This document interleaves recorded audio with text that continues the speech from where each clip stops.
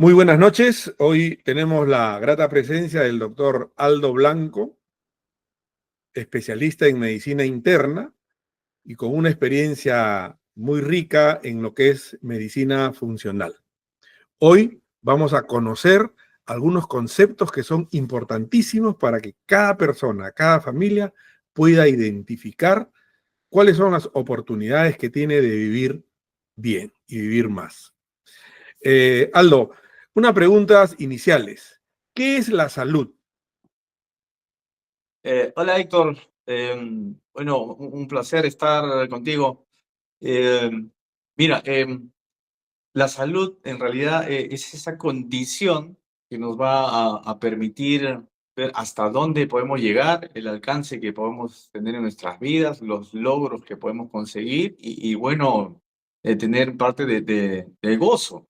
Yo resumiría, la salud es como vivir a plenitud física, orgánica y mentalmente.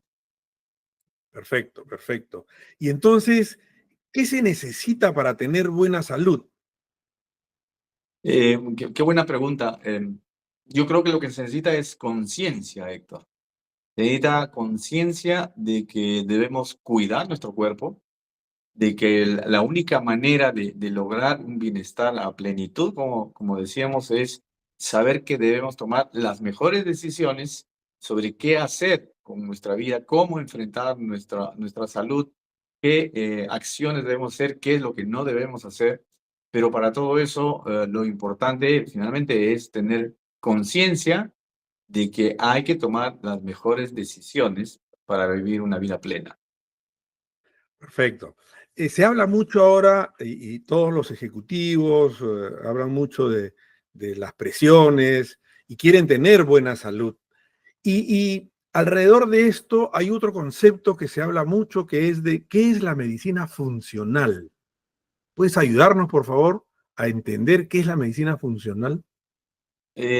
Claro que sí. En realidad, la medicina funcional, Héctor, viene a ser como una respuesta a lo que pasó, digamos, en los últimos años. ¿Qué sucede? Hasta hace unos años, hablamos 10, 20 años atrás, lo que teníamos en realidad eran más problemas infectocontagiosos, teníamos problemas traumatológicos, accidentes, incluso por las malas condiciones laborales, etcétera. Pero lo que ha ocurrido en los últimos tiempos es que hoy en día estamos viviendo una epidemia de enfermedades crónico-degenerativas. Y esta epidemia de enfermedades crónico-degenerativas la medicina contemporánea o la que conocemos, un poco se ha visto rebasada porque no se da abasto para realmente llegar a lo profundo y al porqué de las cosas. Entonces, la medicina funcional, basado en ciencia, basado en evidencia de estudios médicos, utiliza esta ciencia y aplica esto de otra manera. Es decir, ya no es solamente el tema de hacer un diagnóstico y dar unas pastillas para quitarte tal o cual síntoma y para ver si te mantienes o no dentro de los parámetros normales. La medicina funcional busca el porqué de las cosas, es decir, qué es lo que desencadena que finalmente una persona se enferme. Y dentro de eso, evidentemente, hay una serie de procesos biológicos que son los que se enfocan bien dentro de medicina funcional para ver aquí, dentro de estos procesos biológicos, debe estar alterado alguno de ellos y eso está provocando enfermedad. Entonces, es un enfoque diferente de la medicina con mucha base científica, pero que nos ayuda a entender que cada persona es un mundo y que toda enfermedad finalmente en el fondo tiene una explicación, una raíz que nos dice esta es la verdadera causa de la enfermedad y es ahí donde atacamos. Lo que estás comentando entonces, Aldo, es que este nuevo enfoque está superando a lo que conocemos como la medicina tradicional. Yo ¿Cómo vamos a, creería que cómo entendemos esta nueva forma de enfoque? Por favor, ayúdanos con eso. Sí, yo creería que más que hablar si los está superando es complementar lo que la medicina tradicional ya no ha podido, digamos, abarcar de manera profunda y verdadera, porque esta epidemia de enfermedades crónico-degenerativas no es un problema a nivel mundial. Y a nivel mundial la medicina convencional es un poco que se ha visto rebasada. Entonces, el nuevo enfoque es utilizar los conceptos de la medicina contemporánea, la evidencia científica, pero enfocarlo de manera diferente. Es meternos en buscar realmente qué está sucediendo con el paciente. Cuando te hablo de los procesos biológicos, existen 7 procesos biológicos en el ser humano que definen nuestro estado de salud. ¿De acuerdo? Estos 7 Ujú. procesos podemos describirlos. Uno es la absorción, es decir, cómo absorbemos a través del intestino; la biotransformación, cómo hacemos nuestro metabolismo, es decir, cómo llegamos a transformar lo que vamos a ingerir en algo que nos sirva; el tema del transporte, que no solamente es el sistema circulatorio y linfático, sino es cómo se comunican las propias células dentro del organismo; el otro es defensa e inmunidad, que es la forma en cómo entendemos de que el organismo logre un equilibrio entre mantener sus células sanas y no se conviertan en células cancerígenas, ¿de acuerdo?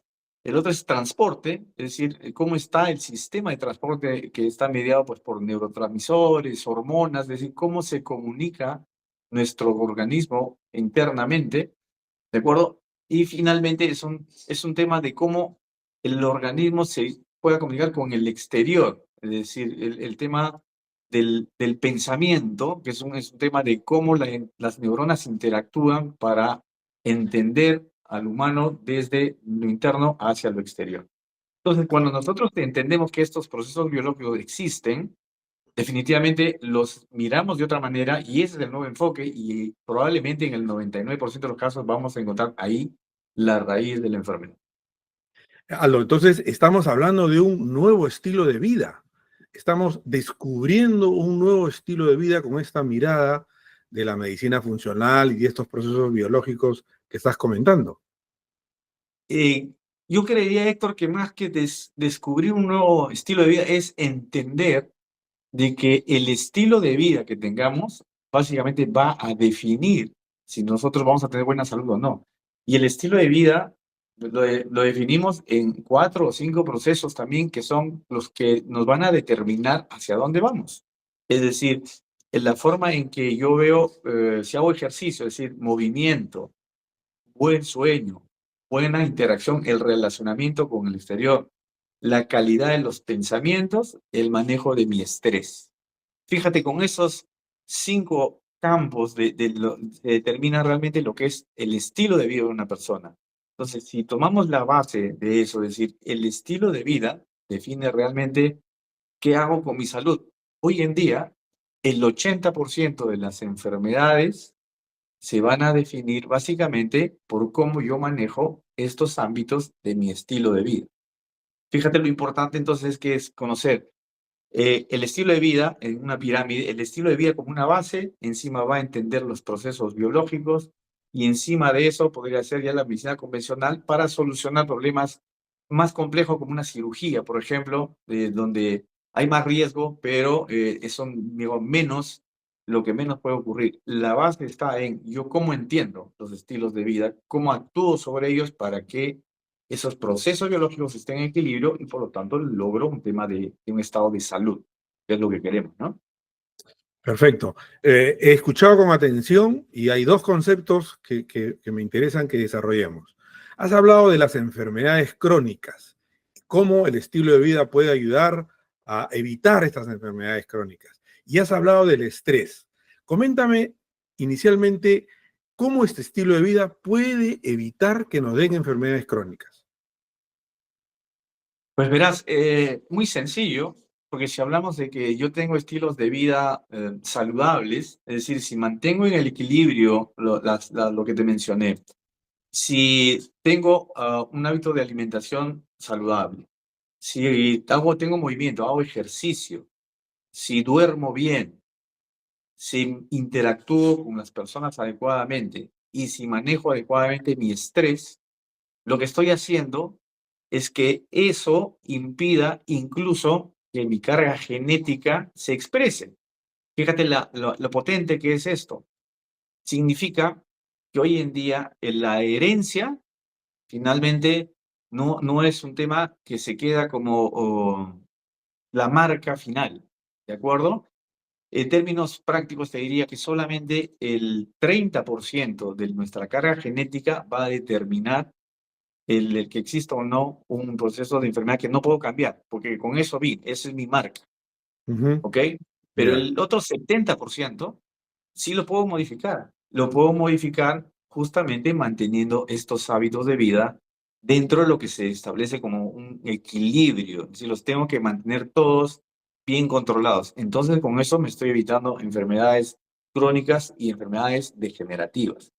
Entonces, es importantísimo el concepto de creer realmente, como hay evidencia, de que si yo actúo sobre los hábitos, los mejoro, voy a evitar, no solo voy a curar, sino voy a evitar tener una enfermedad crónica.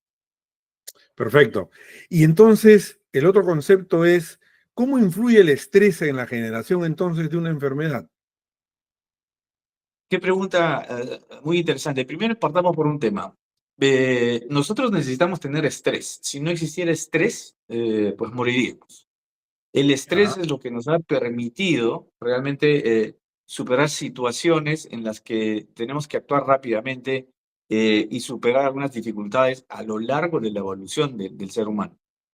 Pero hay que reconocer que, ¿qué cosa es el estrés? El estrés es la reacción que yo pueda tener frente a una situación real o percibida. Fíjate lo importante. ya. Ujú. Puede ser real, o bueno, yo entonces tengo un sustento real para decir voy a estresarme, o puede ser algo percibido, fíjate que de repente yo solo lo percibo, el resto no lo percibe, pero eso me Ya. genera que el organismo produzca una serie de sustancias, de hormonas que no nos ayudan, como el cortisol y otras, que nos hacen entrar en una fase donde llevo un tema de estrés crónico. Entonces nosotros en nuestra vida tenemos una serie de situaciones que nos hacen estar en estrés crónico, o a veces por situaciones incluso percibidas, ni siquiera son reales, son percibidas. Y sobre eso, la otra parte es, se pueden agregar situaciones de estrés agudo. Un evento que pasa sobre un tema que yo estoy estresado es una suma sobre el estrés crónico, un estrés agudo. Entonces, eso genera lo que en medicina funcional llamamos nuestra carga alostática. Si nuestra carga alostática es muy grande, no la manejamos, finalmente eso se va a expresar en trastornos metabólicos, en trastornos de los procesos biológicos y decantan en provocarnos una enfermedad. Ahora, ¿cómo puedo gestionar entonces el estrés? Si me genera tanto problema, tanto daño y siempre está presente, ¿cómo puedo hacer para gestionarlo? Mira, y fíjate, Héctor, que no es un tema muy difícil de entender. Eh, Más bien, ahora parece cuando uno comenta el tema de estrés y uno pregunta de 10 personas, ¿quién vive con estrés? Los 10 levantan la mano y todavía parecen sentirse orgullosos de que tienen estrés, cosa que Correcto. no tiene mucho sentido. Y no hablamos de cosas difíciles. El estrés, cómo gestionar, es un poco aprendiendo a gestionar emociones. A ver, es, oye, escuchar música que te pueda agradar, mirar verde, salir a pasear, irte a nadar, hacer un deporte que te distraiga. Lo que tratamos en realidad para manejar estrés es que nos alejemos un poquito del ruido mental que es el que nos tiene atrapados de alguna manera. Entonces, ¿cómo me escapo del ruido mental, de los pensamientos que entran y salen y que lamentablemente en la mayoría de los casos son pensamientos negativos? Entonces, hay Ujú. miedo, hay incertidumbre, hay ansiedad, hay temor, una serie de sensaciones que son las que nos hacen estar permanentemente en eso. Entonces, la idea de cómo sacamos, cómo salimos de esa situación es generando esto, o sea, situaciones que nos alejen. Ahí viene también el tema de la meditación, las respiraciones, el mindfulness, etcétera. Entonces, no es una cosa muy difícil de poner en práctica. Lo difícil está en que las personas entiendan de que el estrés, cuando ya no se maneja, no se maneja, hay que tomar la decisión de decir, tengo que hacer algo y no necesariamente mirar a tomar una pastilla. O sea, el hacer algo, es decir, voy a tomar la decisión de cambiar algún hábito de repente, de incorporar alguna actividad Y entonces ahí está la sabiduría de cómo entender que puedo combatirlo sin necesidad de un fármaco. Buenísimo. Me está tocando conversar con muchos amigos, que obviamente compañeros de trabajo también, en la que es muy común escuchar que no duermo bien, tengo insomnio. Y a veces la aceleración que tenemos en el trabajo tampoco nos alimentamos bien. Y entonces esta combinación de no dormir bien y una mala alimentación contribuye a tener estrés. Sí, interesante también esta acotación, Héctor, porque el estrés no solamente viene de factores externos, ¿no? Es decir, no solamente vivo estresado por el factor externo uy, me van a asaltar, o mi trabajo, o tengo que hacer mil cosas. El estrés también surge de desequilibrios internos. Y el ejemplo que acabas de poner es clarísimo. Hay mucha investigación donde el dormir mal definitivamente va a alterar una serie de sistemas hormonales que lo que va a hacer es que el organismo esté pensando que está frente a algún ataque externo. Es decir, ahí es donde vemos el tema de una situación crítica solamente percibida. Hacemos que el organismo perciba lo que no es real al no tener el sueño completo, adecuado, porque está percibiendo que si no duermes es que probablemente estás ante una situación donde tienes que estar despierto. Llámese, estás en una guerra, te van a atacar, etcétera. Entonces, y eso no existe. Entonces, el cerebro interpreta eso y te va a generar estrés. Entonces, es importantísimo por eso la calidad del sueño, el ser muy yo creo que hay que tener mucha responsabilidad ahora en entender que si yo duermo mal, definitivamente voy a terminar mal. Y la idea de dormir mal significa entender que el sueño tiene un horario establecido, un tiempo definido, que no es lo mismo dormir desde las 8 de la mañana hasta las 3 de la tarde que dormir de las 10 de la noche hasta las 6 de la mañana. Y no es lo mismo dormir 8 horas seguidas que dormir 12 horas partidas, es decir, de 2 horas en 2 horas o 3 horas en 3 horas. Y eso es un tema que va en contra de la fisiología. Lo fisiológico es horas de sueño ininterrumpidas, mínimo 7, ideal 8, y al final, y en el horario donde realmente el organismo detecta que es el momento de dormir, que son en las horas desde las 10 de la noche hasta las 6 de la mañana. Entonces, eso es importantísimo para también tratar de manejar y de tener menos estrés. Y no solo menos Buenísimo. estrés, sino enfermedades, ¿no? Enfermedades crónicas. Buenísimo, buenísimo. ¿Qué temas tan interesantes? Podríamos quedarnos toda la noche aquí. Me quedo con un concepto de lo que es la medicina funcional como un nuevo enfoque para un nuevo estilo de vida, que me parece súper interesante, que en los siguientes capítulos probablemente lo vamos a desarrollar con mucho más detalle. Pero antes de terminar, quería hacerte una última consulta. ¿Cuán importante es la empatía con un médico para entrar en este nuevo proceso, en este nuevo enfoque de una vida saludable? Mi querido Héctor, yo creo que has tocado un punto importantísimo. Yo creo que es fundamental que un médico logre la conexión con un paciente para que pueda realmente abrir aquellos caminos que a veces el paciente los tiene cerraditos por un tema de protección inconsciente, ¿cierto? Entonces, la empatía finalmente es ponerse en los zapatos del otro y ver qué está sintiendo. Y lamentablemente, tengo que decirlo, este tipo de cosas no nos enseñan en la universidad los médicos. Es más, hay un estudio donde se demuestra que generalmente entre el segundo y el tercer año de estudio de medicina se pierde la empatía.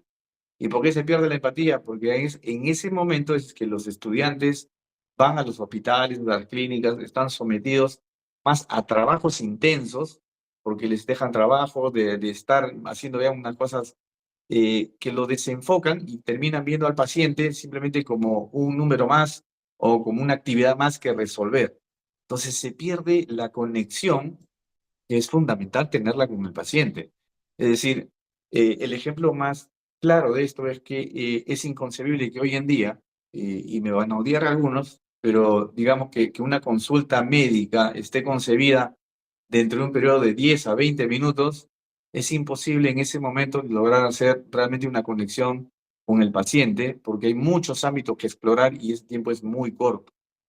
Normalmente las consultas de medicina funcional en promedio son mínimo 1 hora.